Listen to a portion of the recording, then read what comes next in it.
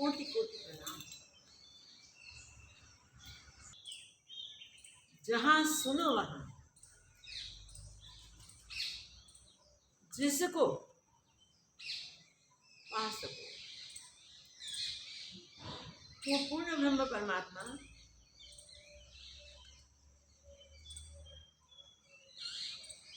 कोई स्थान पे भी नहीं मिलेगा ऐसा नहीं है, क्योंकि सब कुछ वही है, जड़ चेतन सब कुछ वही, साकार निराकार वही। हम साकार को उपास्य या निराकार को उपास्य, जिसको हम पा सके जो ही बात है, उसको पाने के लिए हम सब उद्यम करते, कोशिश करते, प्रयत्न करते। जिसको पाने के लिए हम सब आतुर हैं, जिसको मिलने के लिए हम सब लालायित हैं, उसको सरल से सरल उपाय से कैसे प्राप्त कर सके, उस विषय पे हम सत्संग कर रहे हैं। सबसे पहले हमने देखा मुदिता, प्रसन्नता। प्रत्येक परिस्थिति में प्रसन्न रहना, खुश रहना, आनंद में रहना, वो परमात्मा प्राप्ति का श्रेष्ठ साधन है। जीवन में निराश नहीं होना है और कोई आश भी नहीं करनी है। मेरे इच्छित जो भी आनंद प्राप्त हो जाए उसमें हम धन्य धन्य समझे अपने आप को और खुश रहे, क्योंकि जहां से जो आता है वहां परमात्मा ही स्थित है, जहां जो जाता है वहां भी परमात्मा ही स्थित है। तो आता भी परमात्मा से है और जाता भी परमात्मा में है। वहां दुख कहां से, वहां शोक कैसे, वहां भय कैसे, वहां चिंता किस बात की। एक ही बात हम समझ ले, जान ले, पहचान ले कि सर्वत्र सर्वकाल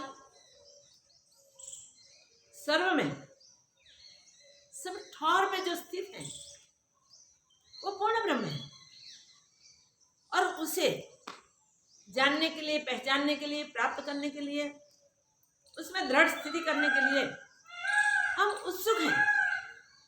तो ये हमारी उत्सुकता ही हमको वहां तक पहुंचाने वाली है।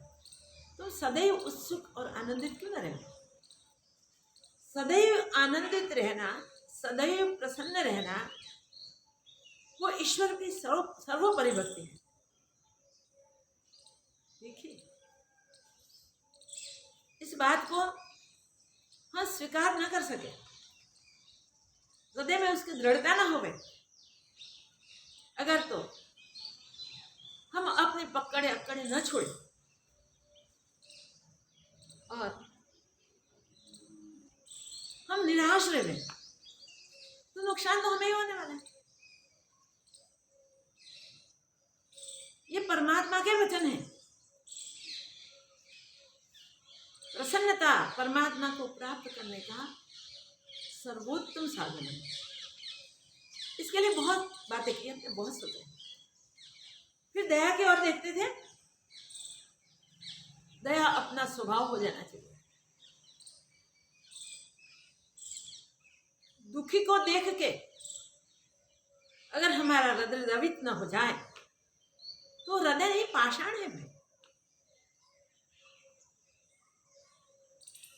बह नहीं जाना है, राग में मोह में नहीं जाना है, द्वेष तिरस्कार क्रोध किसी पे नहीं करना है, मगर प्रसन्न रहना है। और किसी पे दया करेंगे तो अवश्य प्रसन्नता आएगी।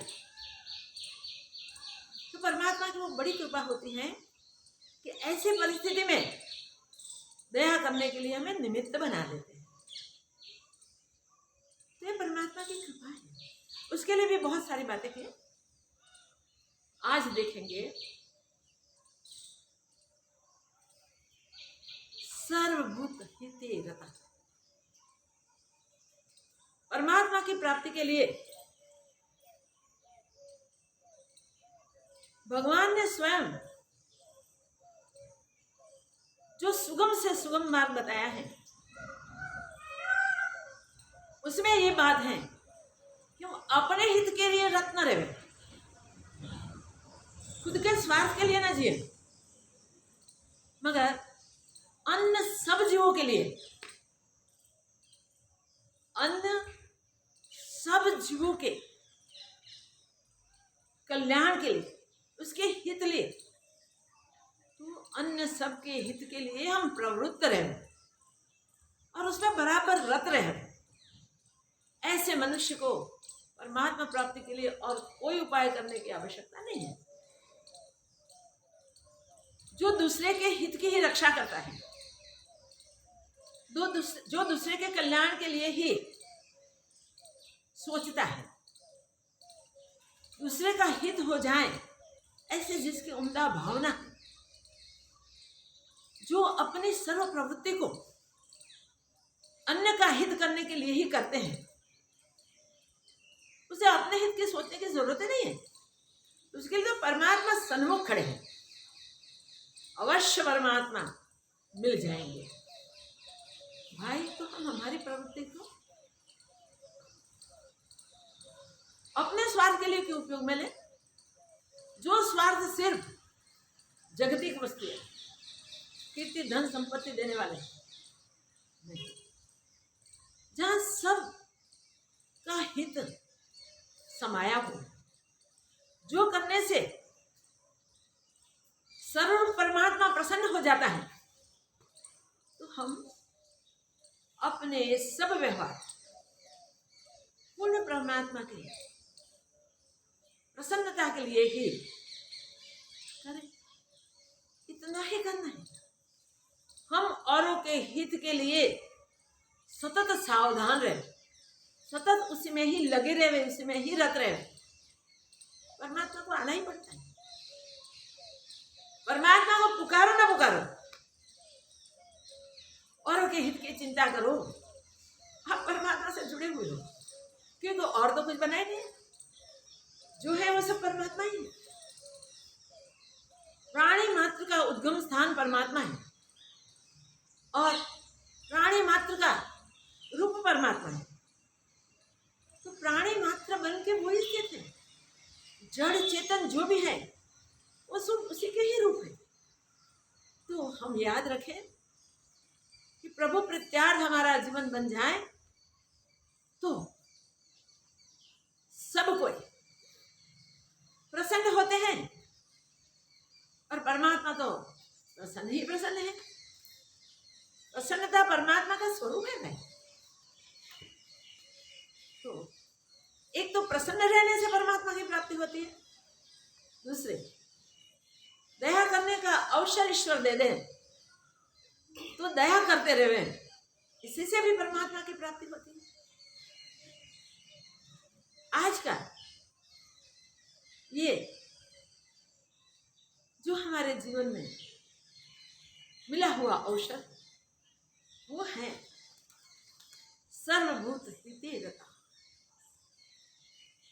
सर्वभूतों के हित में हम रत रहे हैं। बहुत सारे इसके लिए दृष्टांत हैं, जो देखे तो उनको पता चल गया ऐसा भी हो सकता है, ऐसा भी मनुष्य कर सकते हैं। मगर ये गुण को ना भूले, हमें जो करने का है उसमें लिस्ट बन रहा है, एक एक गुण को बराबर याद रख के बराबर उसी के अनुसार उस गुणों को हम आत्मसात करें और अपना जीवन सर्वगुण संपन्न बना लें, जिससे प्रभु की प्रसन्नता बनी रहती है। हम प्रसन्न रहेंगे, प्रभु प्रसन्न रहेंगे, बीच में तो कोई रहेगा ही नहीं। वहां हम तुम का भेद भी मिट जाएगा, न हम न तुम, सारा दफ्तर ही को जन्मों का हमारा दफ्तर वहां खत्म हो जाएगा। इसलिए याद रखें, हमें आज ये दृढ़ता करनी है, ये निश्चय करना है, ये व्रत लेना है कि हम अन्य सबको कभी भी कोई कष्ट ना पड़े हमारे, और कोई कष्ट ना हुए कभी भी, मगर सबको सुख मिले, सबको शांति मिले, सबका हित सिद्ध हो जाए, ऐसा ही व्यवहार करेंगे। बस इतना कर लें, प्रभु आप ही आप आगे मिल जाए। उसके वहां कोई भेद नहीं है, भगवान इसको मिले भगवान इसको न मिले, ऐसा कोई भेद नहीं। भगवान सर्वसुलभ है, सबका अपना आपा है, सर्व हृदय में स्थित है। बस उसको प्रकट करने के लिए हमें ईश्वर ने हमको जैसे बनाना चाहा और जैसे हमें बनना चाहिए, वैसे बनने के लिए हम सदैव जागृत रहें। बार बार हमें चांस मिलता है, और किसी के हित की रक्षा करने के चांस हमें बार बार मिलते हैं, और हम उसकी रक्षा न करें तो कई गलतियां का भोग बन जाते हैं, कई बार पाप के भागी बन जाते हैं। मगर सावधान रह के हम और सबके हित की रक्षा करते रहेंगे, हमारा सर्वोपरि जो हित है वो है जन्म मरण का चक्र टूट जाए और परमात्मा में हमेशा हमेशा मिल जाए, वो सिद्ध हो जाएगा। इसके लिए ही मनुष्य तन का चांस है भाई, एक बार हाथ से जाएगा तो दोबारा नहीं मिलेगा, बहुत मुश्किल है मिलना। मिल भी जाए तो भी जब तक उस जन्म में भी सावधान नहीं होंगे, तब तक वहां से भी कोई कल्याण होने वाला नहीं। जो जन्म में हम सावधान होंगे उसी जन्म में हमारा हित होगा, हमारा कल्याण होगा। हम अपना हित चाहते हैं तो सबके हित के संरक्षण बन जाए, हम सबके हित के संरक्षक बन जाए हम, बस इतनी सावधानी रखें। अपना हित देखने की जरूरत नहीं है, अपना हित तो सबके हित के साथ जुड़ा हुआ ही है, और अपनी पल पल की प्रभु के वहां बिल्कुल नोट हो रही है, सब पल हमारी कैसे व्यतीत हो रही है, वहां अकाउंट्स रहता है, और ये अकाउंट्स के अनुसार ही लास्ट में हमें परिणाम दिखाया जाता है कि देखो ये तुम्हारे कर्म, इसके ये फल और इसके टोटल मिलके ये परिणाम, इस योनि में तुम्हें जाना है। अगर तो अब तुम्हारे जन्म मरण फोक हो गए, हम क्या चाहेंगे? हमारे जन्म मरण फोक हो जाए, वो ही चाहेंगे। तो याद करें, हमें अपने जन्म मरण फोक करने हैं तो, अपने हितों की रक्षा करनी है तो हम सबके हित की रक्षा करें। एक दृष्टांत है, एक नगर के बाहर एक महात्मा रहते थे। वो महात्मा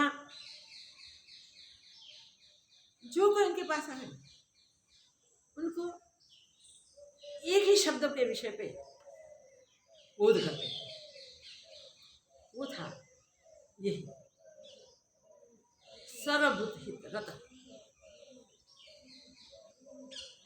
वहां रंक भी आते थे, धनवान भी आते थे, राजा भी आते थे, महाराज के पास सब आए, और सबको इसी पे ही सत्संग मिले।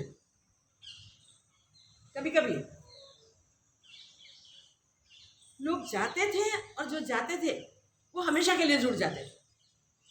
कभी कभी ऐसा होता था दोबारा जाते ही नहीं थे, मगर महाराज को कुछ नहीं पड़ी, कुछ परवाह नहीं थी, कौन आता है कौन जाता है, कौन राय कौन रंग, जो आवे उसको इसके हित के लिए यही एक उपदेश देते। तुम्हें परमात्मा प्राप्ति करनी है ना, तुम्हें इसी जन्म में ईश्वर चाहिए ना, बस तो ईश्वर ने चांस दे दिया है, अब क्या करना है? उस ईश्वर प्रसन्न हो जाए, ऐसा जीवन का व्यवहार करो। और परमात्मा सब कुछ मन की स्थिति है। तो परमात्मा प्रसन्न कब होवे? जब हम सबको प्रसन्न करें। सबके हितों की रक्षा में हमारा हित रहा हुआ है, इसलिए ये सिर्फ इतना ही करने से आपका कल्याण हो जाएगा, आपका उद्देश्य सिद्ध हो जाएगा। इसलिए इतना ही करो कि सबके हित को देखो और आपसे ऐसा व्यवहार होना चाहिए जिससे सर्व का हित सिद्ध हो जाए। एक बार एक राजा उसी नगर का स्वामी जी के पास गया, जाके दंडवत प्रणाम किए। राजन संस्कारी था, धनी गरीब सब बैठे थे, उसके बीच जाके उसने प्रणाम और प्रणाम करके चरणों में बैठ गया।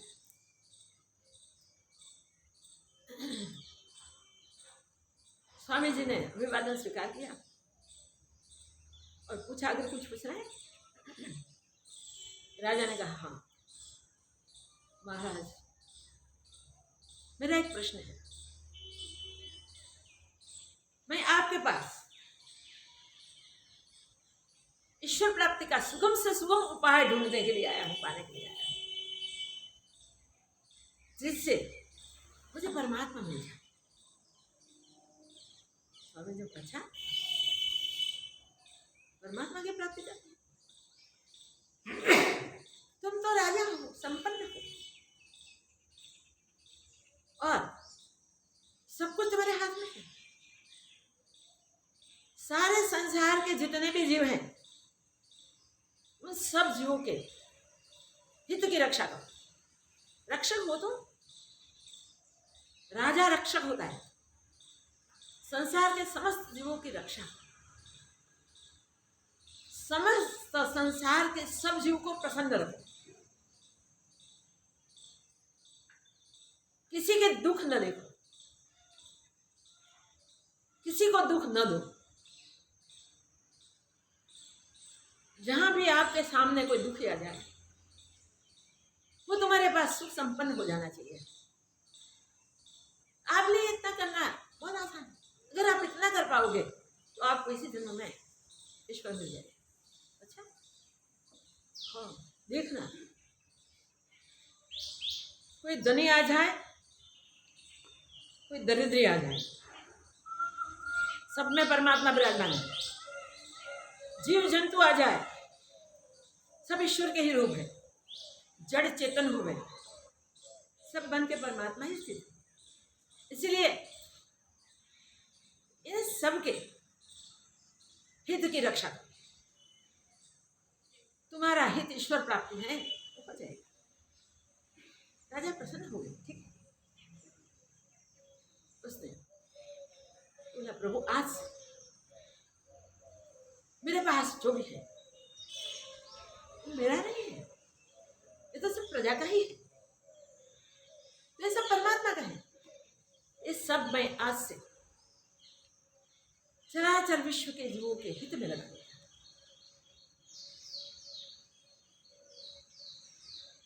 महाराज ने आशीर्वाद दिया, जाओ, प्रभु जरूर मिलेंगे। जिसको प्रभु ही पाना है उसके लिए वो दया निधि, क्या दया की कमी रखता है? उसको अपना रूप दे देता है।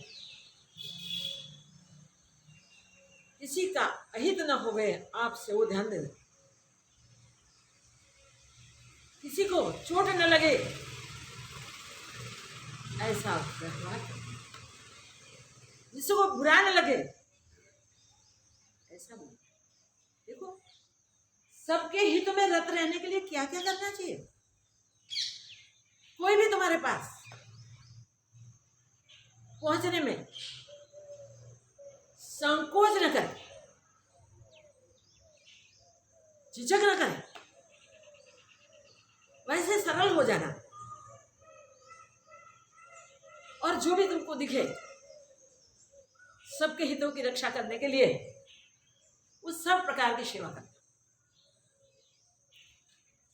महाराज जी ने बोध दे दिया, राजा ने बोला, प्रभु आप में ही मुझे परमात्मा दिख रहा है, फिर भी प्रत्यक्ष परमात्मा को दर्शन करने की उत्कंठा भी। आज से मैं मित्र में शत्रु में, अपनों में परायों में, जड़ में चेतन में, जीव जंतु में, उन किसी के स्वभाव देखे बिना परमात्मा को भी देखूंगा। और मुझसे जो भी चांस मिलेंगे वो सब प्रकार की मैं सेवा करूंगा, सबकी। चाहे मेरे पास जो भी है वो सर्वस्व लगा देना पड़ेगा, तो न मैं निंद चाहूंगा, न मैं भूख प्यास के लिए कभी भी व्यथित होऊंगा। तो राजा है, उसका स्वभाव कैसा होता है, मैं मेरे लिए कभी नहीं सोचूंगा। परमात्मा मुझे मिल जाएंगे तो मुझे क्या सोचने की जरूरत है। मैं सबके लिए अवश्य सोचूंगा और सब में बैठे हुए परमात्मा को प्रसन्न करके ही रहूंगा। राजा की दृढ़ प्रतिज्ञा। महाराज जी के चरणों में प्रणाम करके हंसते गए,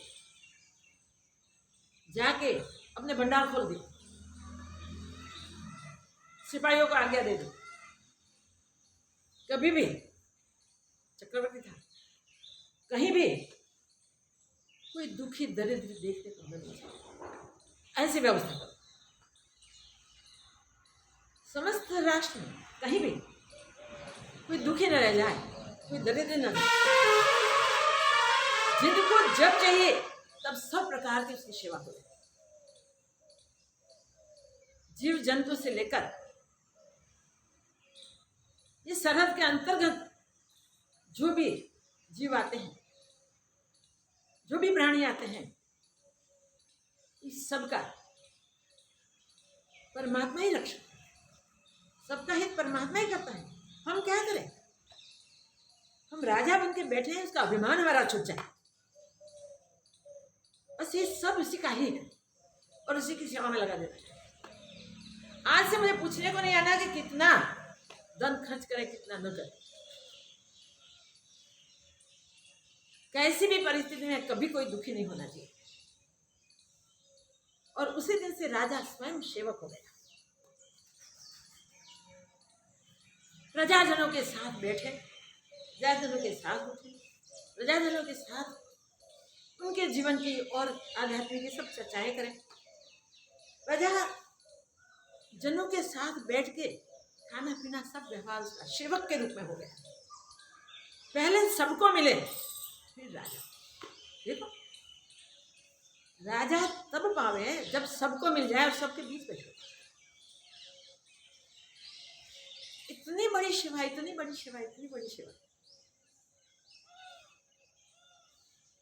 सब में परमात्मा देख के सेवा राजा कर रहे। उसके सब सिपाही मंत्री आदि उस सेवा में लगे हुए थे, मगर पूरे राष्ट्र में, पूरे साम्राज्य में सबको इतनी सेवा समय समय पे मिल जाए, ऐसा कभी न भी हुए तो क्या करें। राजा सावधान, रात दिन राजा रूप बदल के, वेश बदल के घूमता था, फिरता था, देखता था। मंत्रियों को, सिपाहियों को भी किसी को भी पता न चले, इस प्रकार अपने सार्वभौमत्व राज में वो देखते। एक साल, एक वर्ष हो गया। राजा को हुआ कि एक साल तो होगी सेवा करते करते, मगर अभी तक तो महाराज जी ने बोला था मैंने परमात्मा की प्रार्थना की, कोई गलती हो रही है मेरे से। वो गए महाराज जी के पास, फिर चरणों में बैठे, दंड में प्रणाम किए। और जब महाराज ने पूछा, राजा कैसा चल रहा है? प्रभु आप जानते ही हैं, फिर भी आप पूछते हैं तो ठीक चल रहा है, मगर अच्छा तब कहूँ जब मुझे परमात्मा मिले। इसलिए मेरा ठीक व्यवहार मुझे लगता है, मगर उसमें पूरी अच्छाई नहीं होगी, क्योंकि आज तक मुझे परमात्मा नहीं मिला, मुझे प्रभु नहीं मिला। मैं सब में प्रभु देखने का अभ्यास कर रहा हूँ, इस प्रकार आपकी सूचना के अनुसार मैं सबकी सेवा भी करने जा रहा हूँ, मगर मुझे परमात्मा का प्रकट परिचय नहीं हुआ, इसलिए मुझे लगता है कि मेरी कोई गलती है, मेरी कोई क्षति है। महाराज जी ने कहा, हाँ जरूर जरूर सेवा में कोई क्षति है। तो मेरी सेवा में क्षति न होती तो प्रभु प्रकट हो गए, इसलिए अपने क्षति ढूंढो। कहाँ क्षति क्या? महाराज जी ने बोला कि मैं देख रहा हूँ, ढूंढ रहा हूँ। महाराज जी कहते हैं अगर मुझे नहीं मिलती इसलिए आपके पास आए। तुम अच्छे से सेवा करते हो, स्वामी जी कहते हैं तुम अच्छे से सेवा करते हो, तुम्हारा व्यवहार सब ठीक है, लेकिन तुम्हारी सेवा ऐसे हाइट पर पहुंच जाएगी कि परमात्मा उसी समय प्रकट हो जाने की इच्छा हो जाएगी। बस इसलिए सेवा करते जाओ, करते जाओ, करते जाओ, और करने का अहंकार निकालते जाओ। एक शिक्षा, कोई गलती होती है, मुझे स्वामी जी ने बोला है, मुझे करना है, सबके हितों का रक्षण करना है, और वो सेवा से होता है तो मुझे सेवा भी करनी है। मैं सेवा कर रहा हूँ, फिर भी प्रभु नहीं मिले। स्वामी जी ने बताया, हाँ वो अहंकार के निवृत्त नहीं हुई, तो इसको निवृत्त करो। महाराज ने बोला, राजा करते हैं, हाँ बरोबर, मुझे होता है कि स्वामी जी के आदेश के अनुसार मैं सेवा कर रहा हूँ, ये अहंकार मुझ में है, और ऐसी उच्च कोटि की सेवा के लिए मुझे चांस दे देना, जिस सेवा से परमात्मा प्रकट हो। महाराज जी कहते हैं कि तुम्हारी सेवा जब हो जाएगी ऐसी, करते जाओ, तो प्रभु प्रकट हो जाएंगे। चांस प्रभु ही देंगे, प्रभु के सिवा कौन चांस दे सकता। जाओ और वही सेवा करते रहो, करते करते एक दिन ऐसा आ जाएगा जिस सेवा से परमात्मा स्वयं आके प्रकट हो जाएंगे और परमात्मा की पूर्ण प्रसन्नता तुमको प्राप्त होगी। इस प्रकार सेवा करते करते दूसरे 1 साल व्यतीत हो,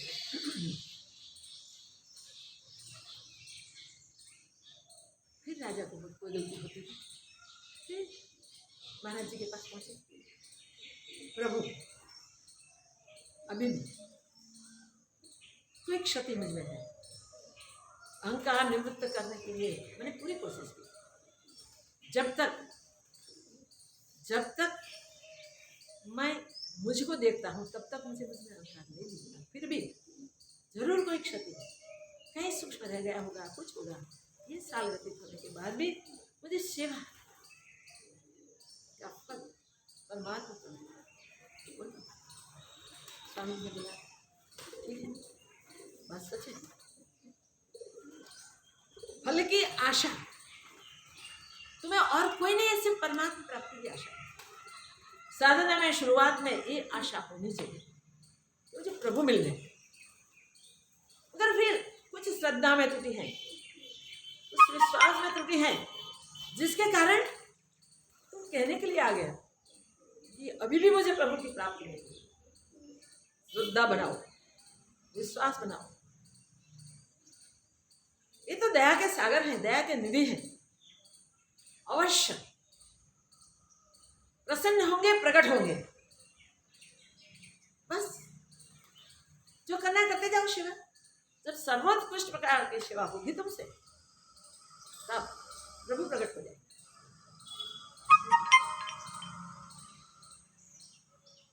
जय राजन प्रणाम करके अब कुछ सोचना नहीं है, अटल श्रद्धा, अटल विश्वास, बस चराचर विश्व बन के जब वो ईश्वरी स्थित है तो उसी की सेवा हो रही है। और जब ये सेवा इसको पूर्ण रूप से प्रसन्न कर सके ऐसी हो जाएगी, तब अवश्य प्रभु प्रसन्न हो जाएंगे, अवश्य परमात्मा प्रकट हो जाएंगे। पूर्ण श्रद्धा से उसने शुरू कर दिया, अटूट विश्वास से सेवा का कार्य और बढ़ाया। मंत्रियों ने आके बोला, राजन, अब राज्य के धन संपत्ति, राज के भंडार काफी खाली हो गए हैं। सेवा करे कब तक चलेगा? राजा ने बोला, ये तेरा और मेरा निधि नहीं है, राज्य का निधि वो परमेश्वर का है। उसको पता है कब निधि को फिर भरनी है। जब तक पूर्ण हो जाए तब तक वापस नहीं आना। राज्य की सारी संपत्ति पूर्ण ना हो जाए तब तक वापस नहीं आना और सेवा में कमी नहीं रखना। फिर तो कुछ किसी को कहने की जगह नहीं थी।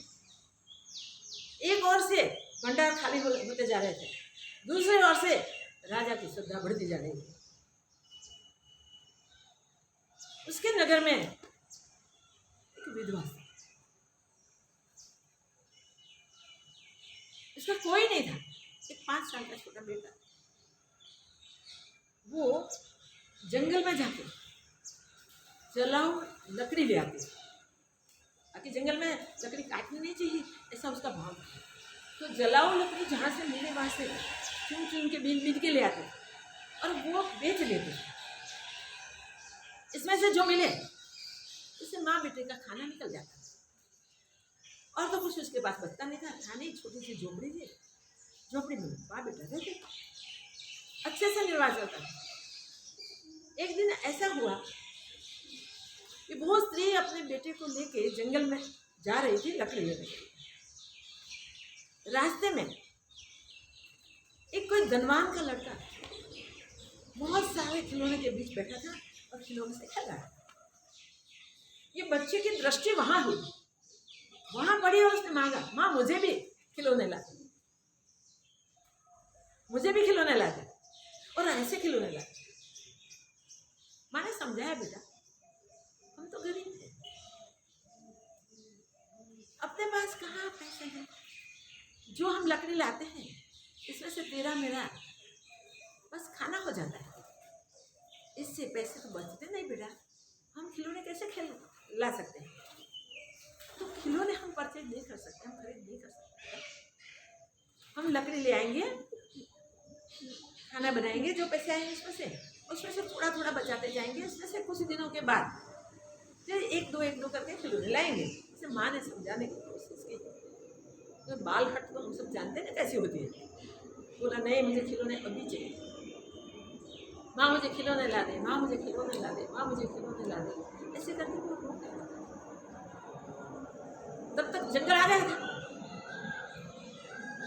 कोई आवाज सुने ऐसा था ही नहीं।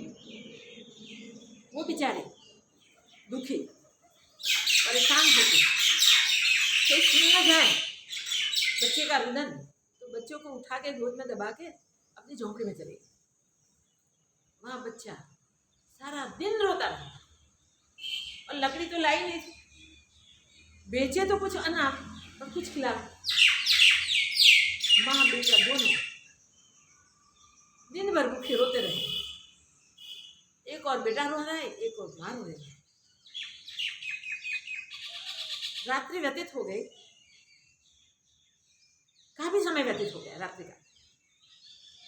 शांत स्थिति बन गई, सारी सब निशा में डूब गए, सब सो गए। तो बच्चे का रुदन और माँ दब के रो रही थी। वो रुदन का आवाज राजा को सुनाई दिया कि राजा के नजदीक से उनकी झोपड़ी, महल के थोड़े दूर, वहां से आवाज नींद में राजा को सुनाई दी और राजा जग गए। राजा ने कोतवाल को बुलाया, अरे किसी की रुदन की आवाज आई, आप नहीं सुनते? बोले महाराज सुनते हैं, आ रहे हैं। क्यों? देखो कौन रो रहा है और जल्दी से जल्दी मेरे पास ले आओ। आधी रात व्यतीत हो चुकी। कोतवाल गए, उस झोंपड़ी पे जाके टूटा फूटा दरवाजा था, ऐसे हाथ लगाया, खुल गया। माँ घबरा के खड़ी हो गई। बेटा को तो रोता ही था, खिलौने चाहिए, खिलौने चाहिए, खिलौने चाहिए। सरकार आप अभी इस टाइम की कांप रही थी। कोतवाल ने बोला कांपो मत। बहुत धीरे धीरे समझाए और बोला कि आप राजन बुला रहे हैं। स्त्री को विचार आया कि अरे बच्चे का निधन वहां तक पहुंचता होगा, राजा की नींद टूट गई होगी, राजा कुपित हुए होंगे। तो कितनी घबराहट हो गए, बहुत घबराहट हो रही। फिर भी कोतवाल ने बोला आना पड़ेगा, राजा का बुलावा है। मगर राजा तुम्हारे हित के लिए तुम्हें बुला रहे हैं, तुम्हें कुछ नहीं करेंगे, तुम चलो। आश्वासन पाकर वो खड़ी हुई अपने बेटे को लेके। आगे माँ पीछे बेटा, रोते रोते दोनों जा रहे हैं कोतवाल के साथ। पहुंचे, राजा महल से बाहर निकल कर खड़े थे। मेरी प्रजावां से कोई रो रहा है, और बड़े महल में बाहर स्त्री को अभय वचन दे, बेटा काम चिंता नहीं, मैं क्या दुखी, क्यों रो रही है? बोले मैं छोटा मासूम बच्चा क्यों रो रहा है? उसके बेचारे ने जो सत्य घटना थी वो बताई। मेरे पास खिलौने लाने के पैसे नहीं है, मैं पूरा उसका पोषण भी नहीं कर सकती, लकड़ियाँ जलाने की लाती हूँ बेचती। और आज इसके खिलौने बेटा हो एक बेटे को देखा, इसने जिद की है, पूरे दिन से सुबह से रो रहा है, मानता नहीं, खाया पिया नहीं कुछ। राजा ने तुरंत कोतवाल को ले जाओ, मिठाई पूरी जो भी होगा अच्छे से अच्छे खाना ये सब ले आओ। बच्चे ने खाना नहीं लिया था। माँ समझाती बेटा तू भूखा है, जो राजा महाराज खिला रहे हैं तू खा ले, नहीं मुझे खिलौने से। बाल हट देख के राजा तुरंत कोतवाल को कहते जाओ नगर में खिलौने वाले की दुकान खुलाओ, जो भी दुकान में से वो चाहे वैसे खिलौने उसको ढूंढ के दिलाओ।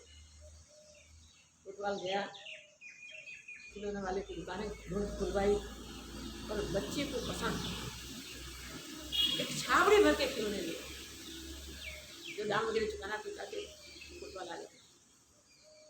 राजा ने बेटा बेटा तेरे लिए ले ले सब, उनके हाथ में कितने 5 साल के बेटे जितने हाथ में आए इतने लिए। फिर राजा ने बोला अब खाना खा ले बेटा, बैठ गया वो। और राजा ने अच्छे से उसे बड़े प्रेम से किया। वह प्रभु ऐसा कुछ नहीं था, ऐसा करके उसने खाना खिलाया और फिर जो खाना बचा, जो खिलौने बचे, उसकी माँ को दे दिए। बोली बेटा आइंदा तेरी जरूरियात के लिए हमेशा यहाँ आते रहना। और सिपाही मंत्रियों को सबको बोल दिया उसको डायरेक्ट मेरे पास आने देना, कभी उसको कोई तकलीफ ना हो। उसी समय वो माँ पिटे गए और प्रभु प्रकट हो गए। भगवान ने उसको दर्शन दिए, वो धन्य धन्य हो गया। दर्शन करके भगवान के चरणों में वो दे दिए। भगवान को आशीर्वाद देके मांगने के लिए बोले तो कुछ मांगे नहीं राजा, बस प्रभु आपकी प्रीत सब पे सदैव बनी रहे, सर्वभूत हिते, सब पे आपकी प्रीत बनी रहे मुझ पर, सब पे। नहीं तो क्या मांगे, मेरे पर प्रभु आपकी प्रीत, सब पर आपकी प्रीत। भगवान प्रकाश के दर्शन वो तुरंत महाराज जी के पास जाके दंडवत प्रणाम किए। महाराज जी ने बोला बस मेरी सेवा सफल हो गई, सर्वोत्कृष्ट सेवा करते जाओ, जिसमें अहम की गुण होनी चाहिए, जिसमें अपने स्वार्थ की बात नहीं होनी चाहिए, अपने हित के लिए विचार भी नहीं होना चाहिए, औरों के विचार, औरों के हित के लिए ही विचार करो। अपना जो भी है लगा दो, क्योंकि जो आपको दिया है परमात्मा ने दिया है, खर्च करो, यूज कर दो, परमात्मा भर देगा भंडार। सोचो राजा जैसे स्वभाव वाले हो जाओ, ईश्वर प्राप्ति के अनेक मार्ग, परमात्मा प्राप्ति के अनेक उपाय हैं। जप करो, तप करो, तीर्थ करो, ध्यान करो, ज्ञान करो, सब करो, मगर सबसे उत्तम अगर कोई साधन है, याद रखें, जो सर्वरूप बन के स्थित है, उस परमात्मा को सबने देखा, न कोई अपना न पराया, चराचर जो भी है वो, न कोई कामी देखो, न क्रोधी देखो, न लोभी देखो, कोई कामी मनुष्य तो प्रभु को प्रार्थना करो ना, प्रभु उसकी कामना बदल दो, उसकी कामना आपको प्राप्त करने के लिए हो जाए। करो प्रार्थना, प्रार्थना प्रभु तक पहुंचती है। ऐसे कुर्सी में भी कोई दुर्गुण देखो तो दुर्गुण उसके नहीं आपकी दृष्टि में भी है, तो भगवान से प्रार्थना करो कि प्रभु मुझे दिखे हैं तो मेरी दृष्टि भी सुधर जाए, अगर होवे उसमें वो भी निकल जाए। परमात्मा से प्रार्थना, अवश्य प्रार्थना करो, अवश्य प्रार्थना करो, और सेवा में सदैव तत्पर, निज स्वार्थ नहीं, निज हित नहीं, निज लाभ नहीं, महत्ता के लिए नहीं, कीर्ति के लिए नहीं, अपने आप को इस शरीर को मिला है ना तो परमात्मा प्राप्ति के लिए मिला है, और परमात्मा प्राप्ति में वो परमात्मा मिल जाने वाला है, परमात्मा में मिल जाने वाला है, जीव भाव छूट जाने वाला है। तो अभी से छोड़ो ना, मैं और मेरापन छोड़ो, सब कुछ परमात्मा और परमात्मा का निश्चय करो, और सब जीवों के हित के लिए, उन सब के हितों की रक्षा के लिए सदैव प्रवृत्ति रखो। निंद करो तो निंद में भी यही स्वप्न आना जाएंगे, अगर आवे तो कि आपसे सत्कार्य हो रहे हैं, सेवा हो रही है। जागते हो तब सावधान रूप से सेवा करते हो। जब भी निर्धन, दुखी, दरिद्र देखो तो निर्धन को, दुखी को, दरिद्र को उनकी जरूरियात के अनुसार सहायता करो, मदद करो जो हो सके वो, और आपके धन, आपके पास जो भी है उसकी परवाह किए बिना यूज करो, उपयोग करो, क्योंकि आपको देने वाला कौन है? आप कहाँ से लेके आए? पैदा हुए तब लेके आए नहीं, जो ईश्वर ने दिया है। आप ऐसा कहेंगे हमारे प्रारब्ध ने लिखा था, वो प्रारब्ध बनाने वाला भी कौन? उस प्रारब्ध में सब विचार देने वाला कौन? तो ये सब करने वाला, कराने वाला परमात्मा ही है, इसलिए सब में और सब बन के स्थित है। वो वही देखता है कहाँ से मेरी पूजा कर रहा है। मनुष्य तो मैंने बना दिया, मगर अब कहाँ से मेरी पूजा कर रहा है? कोई जगह ऐसी नहीं ना उसकी पूजा वहां न बनती होगी। तो आपकी प्रत्येक कोने पे पूजा बननी चाहिए, भक्ति बननी चाहिए, वो तो सेवा। सबका हित लक्ष्य में रख के हम सेवा करें, और प्रभु के दिए हुए तन को जितना होवे तक घिस दे, क्योंकि रक्षक तो वही है, संभालेगा वही, संभालेगा वही, और इसका परिणाम क्या मिलेगा? परमात्मा। हम सुख सुविधा ढूंढेंगे, हम अपने आप को ऐशाराम में, आराम में रखना चाहेंगे, हम इसकी परवाह करेंगे तो भगवान देखता है कि हाँ ठीक है, वो अपनी संभाल रहे हैं, चल संभाल ले। जब योग होगा तब हम संभालेंगे, जब समय मिलेगा तब हम करेंगे। तो परमात्मा का याद रखो, ये अटल नियम है कि जो सब में उसे देखता है, उस सब प्रकार की पूजा भगवान स्वीकार करता है, पूजा स्वीकार करता है। बिल्कुल चिंता न करें, क्योंकि भगवान सिर्फ पूजन करे, अर्चन करे, उसी को सेवा नहीं मानते। जहाँ जिसकी कमी है उसकी पूर्ति करे, उसी को पूजन स्वीकार करते हैं ईश्वर। तो परमात्मा जिस प्रकार पूजन स्वीकार करें, इस प्रकार हम इसकी पूजा करते रहे, हम सावधान रहे, संभल जाए।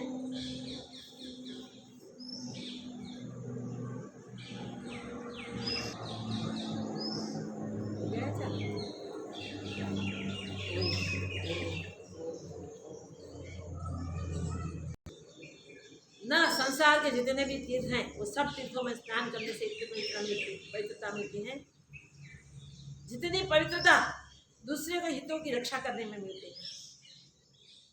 न कोई पूजा पाठ से भगवान इतना प्रसन्न होता है जितना प्रसन्न आप सब में परमात्मा को देख के वो कर लें।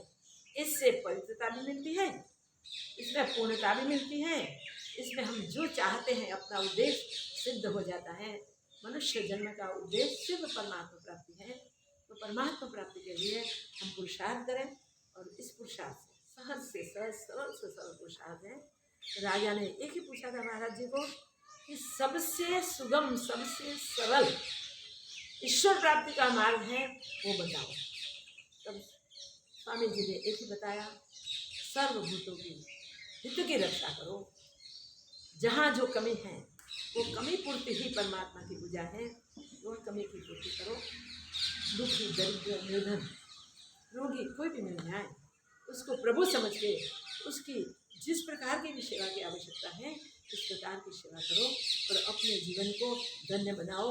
नाम स्मरण नहीं कर सकते तो कोई बात नहीं, ध्यान नहीं कर सकते कोई जरूरत नहीं, ज्ञान नहीं चिंतन कर सकते, याद नहीं रख सकते कोई बात नहीं, मगर सब में परमात्मा सिद्ध है। और जो भी कार्य है संसार में वो सब परमात्मा को प्रसन्न करने के लिए करने हैं। तो प्रभु प्रसन्न हो जाए ऐसे ही हम जिएंगे। वो हमारी पूजा प्रभु स्वीकार करते हैं और उससे प्रभु प्रकट होकर हमें प्राप्त कर लेते हैं। देखिए ये सारी बातें हमें जीवन में इम्प्लीमेंट करने के लिए है। ये सब सत्संग बहुत बढ़िया है। उसी समय पर एक छोटा सा गरीब आदमी महाराज जी के पास आके बैठा था। राजा गए तो उसने पूछा, राजा तो इतना धन संपत्ति खर्च कर सके, इतनी बड़ी सेवा कर सके, मगर हम छोटी सी फेरी करते हैं जिनमें 2 रुपये मिलते हैं, वो 2 रुपये हमारे खर्च हो जाते हैं, बचता कुछ नहीं। तो स्वामी जी क्या हमें प्रभु मिल सकते हैं कुछ करने से? तो हमें रास्ता बताओ। स्वामी जी ने बोला हाँ रास्ता है, तुम जितने कमाते हो इसमें से कम अपने नीड रखो, अपनी जरूरियात कम से कम रखो, उसमें से जो सेव हुए उससे सेवा लगा। क्योंकि खाना पीना तो चाहिए, वो नहीं करोगे तो तुम्हारा सही नहीं टिकेगा, सेवा कैसे करोगे? और जाके देखो भगवान कितने जल्दी मिल जाते हैं। बस उसको उपाय मिल गया। छोटा सा खंचा लेके फेरी करता था बेचारा, उपाय मिल गया। उसने जाके 2 रुपये में से 50 पैसे निकाल देना का निश्चय कर लिया और 1.5 रुपये में अपना गुजारा कर दिया। 1.5 रुपये गुजरा चला, 50 पैसे जो बचते थे उससे उन्होंने जहाँ हो सके वहाँ सेवा शुरू की। जीवन में इस कार्य को भगवान ने इतना उत्तम समझा क्योंकि उसके पास जो था वो सर्वस्व अर्पण करता था। 50 पैसे थे, 50 पैसे अर्पण कर देता प्रभु कार्य। पहले जो 50 पैसे थे वो कोई दवाई में खर्च हो जाते थे, कोई संकट आता तो उसमें खर्च हो जाते थे, बल्कि कर्ज होता था। अब ऐसा हुआ कि सेवा होने लगी, परमात्मा ने उनकी सेवा स्वीकार की। कभी उसका दृष्टांत आगे बात करेंगे। और अब सत्संग को विराम देते हैं।